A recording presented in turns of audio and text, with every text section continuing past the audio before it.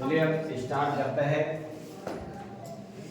हम लोग last class में रिएक्शन को संतुलित कर रहे थे, वो भी अम्लीय माध्यम में और आयन इलेक्ट्रॉन विधि के द्वारा।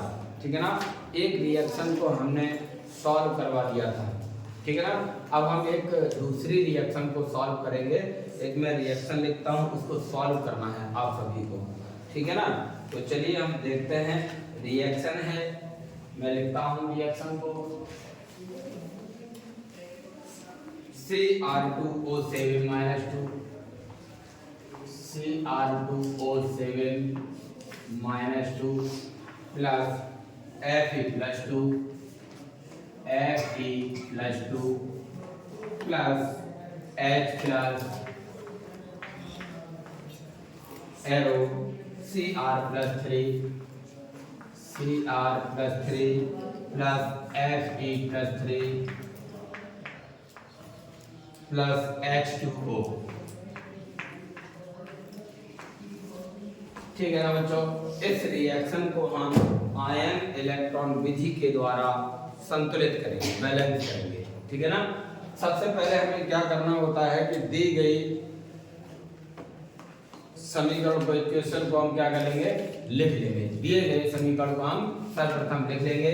फिर हमें क्या करना है, इस समीकरण को हमें देखना है कि ये माध्यम किस में है, अम्लीय में है या क्षारीय में है। H+ देखेंगे तो हम कह सकते हैं कि ये किस माध्यम में है, अम्लीय माध्यम में। तो यहाँ पर हम नोट कर देंगे अम्लीय माध्यम। किस माध्यम में, अम्लीय माध्यम।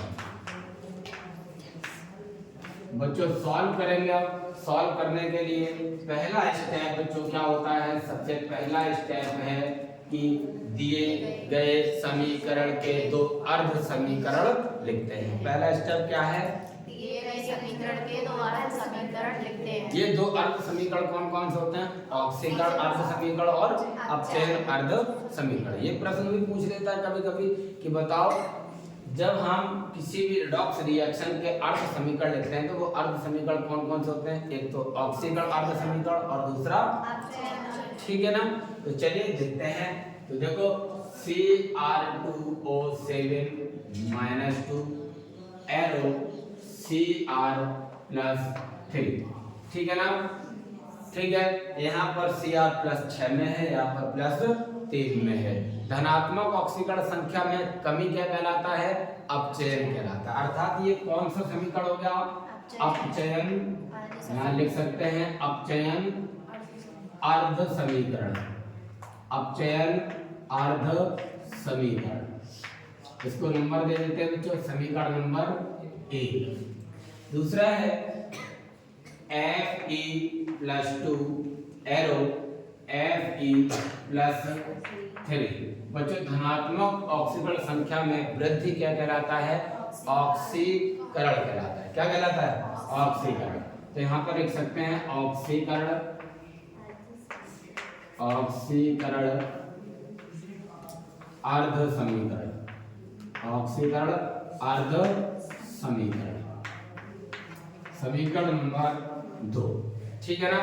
तो पहले स्टेप में हमें क्या करना था कि दिए गए समीकरण के दो अर्ध समीकरण लिखते हैं, तो हमने लिख दिया। और एक पहला अर्ध समीकरण कौन सा था, अपचयन अर्ध समीकरण, दूसरा है ऑक्सीकरण अर्ध समीकरण। स्टेप नंबर 2 की बात करते हैं। स्टेप नंबर 2, दूसरे स्टेप में क्या करते हैं, H तथा O परमाणुओं को संतुलित H तथा O परमाणुओं को छोड़कर शेष सभी परमाणुओं को संतुलित करते हैं। क्या करना है दूसरे स्टेप में, H तथा O परमाणुओं को छोड़कर शेष परमाणुओं को संतुलित, मतलब इधर और इधर, इधर इधर दोनों तरफ हमें क्या करना है, O को छोड़ देना है, और H है तो H को छोड़ देना है, और बाकी सभी के सभी परमाणुओं को बैलेंस कर लेना है, संतुलित कर लेना है। तो देखो यहाँ पर Cr के 2 हैं, यहाँ 1 है, तो यहाँ क्या कर देंगे 2। तो क्या लिखेंगे, Cr2O7 -2 एरो 2Cr+3, समीकरण नंबर 3। यहाँ पर 1 है, यहाँ पर भी 1 है, कुछ भी नहीं करना है, सेम समीकरण को लिख देना है।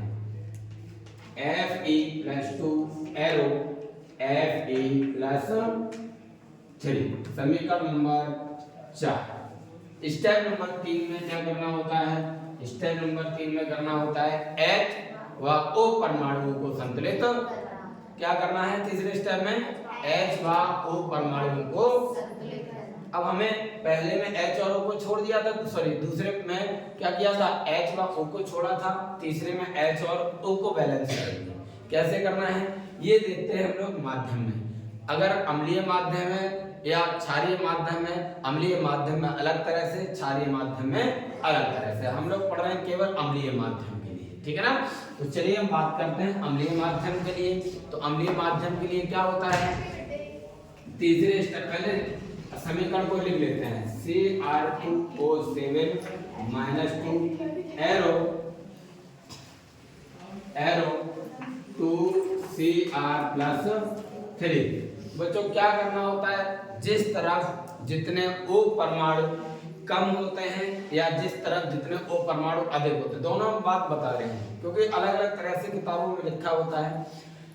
हमने आपको लिखा है जिस तरफ जितने O परमाणु कम होते हैं उसके उसी तरफ उतने ही H2O जोड़ देते हैं। या इसी बात को ऐसे भी बोल सकते हैं, जिस तरफ जितने O परमाणु अधिक होते हैं उसकी दूसरी तरफ उतने ही H2O जोड़ देते हैं। एक ही बात है ना? तो यहाँ पर प्लस करेंगे, इधर 7 O है, इधर क्या कर देंगे? 7 H2O जोड़ देंगे। ओके, ये ऑक्सीजन बैलेंस हो गए। क्या हो गए? ऑक्सीजन बैलेंस हो गए। अब हमें किसको बैलेंस करना है? H को। तो क्या कहा था? तथा दोगुने करके दूसरी तरफ या फिर दोगुने करके पहली तरफ, इसके अपोजिट साइड में, ठीक है ना? क्या करना है? H प्लस जोड़ देना। 7 के दोगुने कितने होते हैं? 14। तो यहाँ क्या कर देंगे? 14H प्लस लिख देंगे। बोलो बात समझ में आ गई? जिस तरफ जितने O परमाणु होते हैं उसकी दूसरी तरफ उतने ही H2O जोड़ देते हैं तथा दोगुने करके पहली तरफ H प्लस जोड़ देते हैं, ठीक है ना? यहाँ पर क्या O और H है क्या? वैसा ही लिख देना है हमको। क्या कर देना है? Fe+2 एरो Fe+3 समीकरण नंबर 5 और ये समीकरण नंबर 6। चौथे स्टेप में क्या करना है बच्चों? चौथे स्टेप में करना है आवेश को संतुलित। किसको संतुलित करना होता है? आवेश को संतुलित करते हैं। आवेश को किसके द्वारा संतुलित करते हैं? इलेक्ट्रॉनों के द्वारा। किसके द्वारा संतुलित करते हैं? तो सबसे पहले रिएक्शन को, अर्ध समीकरण को लिख लेते हैं। Cr2O7 -2 plus 14H+ arrow 2Cr+3, ठीक है ना? और इसको भी लिख लेते हैं Fe+2 एरो Fe+3। अब समीकरण में देखो बच्चों H प्लस है यानी कि धन का आवेश H पर कितना है? A। 14H है तो प्लस के कितने हो गए? 14। माइनस के 2 हैं तो ओवरऑल आवेश कितना बचा? प्लस का 12 बचा। कितना बचा? प्लस का 12। 14 में से 2 कम हो जाएंगे, है ना? 2 कम हो जाएंगे, कितना बचा? 12। इधर देखते हैं बच्चों, एक Cr पर 3 प्लस का है। कहाँ? अच्छा ठीक है, ओके ओके ओके। 7H2O नहीं लिखा, 7H2, कोई बात नहीं, मिस्टेक होगी यहाँ पर। अब देखिएगा यहाँ पर 12 प्लस के आवेश था, इधर साइड देखते हैं। एक Cr पर प्लस का 3 है, 2 Cr है तो कितना हो गया? 6। इधर 12 था, इधर आवेश कम है ना? क्या कम है? आवेश। तो भैया कौन सा आवेश ज्यादा है? धन आवेश। तो मैंने कहा था यदि धन आवेश अधिक होता है तो जिस तरफ जितना धन आवेश अधिक है उसी तरफ उतने ही इलेक्ट्रॉन। इधर 6 है, इधर 12 है, कितना आवेश ज्यादा है? 6। तो क्या कर देंगे यहाँ पर? 6 इलेक्ट्रॉन यहाँ जोड़ देंगे उसी तरफ जिधर ज्यादा है। कोई तकलीफ है? नो। अब यहाँ पर प्लस का 2 है, यहाँ पर प्लस का 3 है, कितना ज्यादा है? 1 ज्यादा है। तो हम क्या करेंगे? जिधर ज्यादा है उधर ही 1 इलेक्ट्रॉन बैलेंस हो गया आवेश।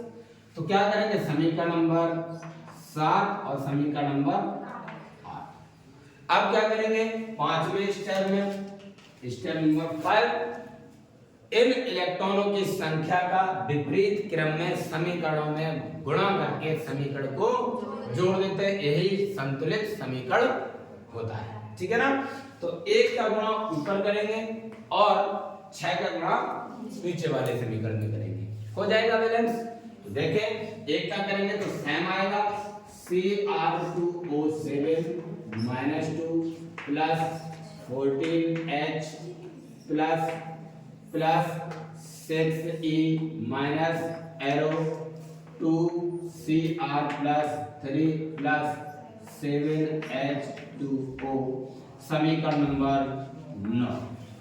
अब 6 का गुणा नीचे होगा तो क्या हो जाएगा 6Fe प्लस 2 एरो